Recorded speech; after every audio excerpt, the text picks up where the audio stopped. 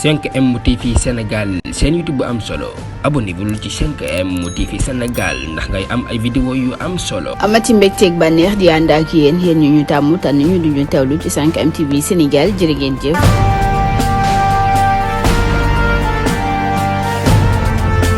mbokk yi siifur 5M TV Sénégal dal leen nag jàmm ci xibaar Abdoulaye Mbaye Pekh jamono ji nag mi ngi ci guddi gu bët seetagul Abdoulaye Mbaye Pekh mi nga xam ne ñëpp ràññee nañ ko lool ci Sénégal moom nag jamono ji nga xam ne Ousmane Sonko Sénégal yu bëri ñoo ko daal di bëgg Sénégal yu bëri ñoo ko daal di topp góor ak jigéen mag ak ndaw ñëpp ko daal di bëgg moom nag ginnaaw réaction boo xam ne daan na koy def ca màggal ak Kazu Rajab ca cérémonie officielle ba nga xam ne rek ñu ngi ko doon amal ca Touba ca màggal ak Kazu Rajab ginnaaw ba nga xam ne ka nga xam ne rek moo yoroon la nga xam ne moo di micro bi di présenté ñi nga xam ne rek ñoo fi teew ak ñi nga xam ne rek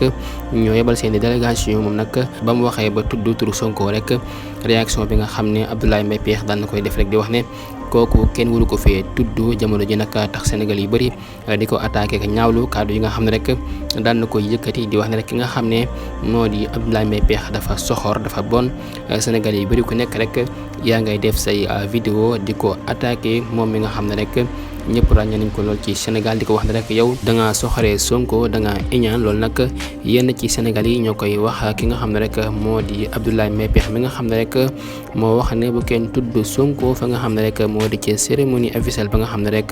ña ngi ko doon def ca Touba ca màggal ak Kazu Rajab bi nga xam ne rek moo jàll niki fan yi rek foofee ca Touba ñu seetlu ne jamono ji nag képp koo xam ne rek da ngay wax Sonko loo xam ne rek lu ñaaw la wala nga bañ Sonko yow rek jamono ji doo am jàmm ci réew mi ndax kat Sénégalais yi dañ lay bañ ku nekk rek dafay jëme ay kàddu yu ñaaw ca yow parce que nag li nga bañ Sonko moo tax mu nekk loo xam ne nag doy na war lool ci Sénégal waaye lu ci mën di am ka nga xam ne rek moo di Abdoulaye Mbaye Pekh mi nga xam ne moo yëkkati ay kàddu yu mel noonu nag di wax ne rek bu fi kenn tudd Sonko moom sax dafa def réaction boo xam ne rek xëy na sax jàppuñ ne gis nañ ko waaye nag caméra bi moo ko daal di jël ba ñu gis la nga xam ne rek du ko daal di wax ca Sonko tax jamono ji nag Sénégal yi bëri di ko attaqué moom Abdoulaye Mbaye Pekh wala kon mbokk yi jox leen dig daje beneen incha allah ci 5M TV Sénégal jaa ngeen jëf ci ànd beeg 5M TV Sénégal.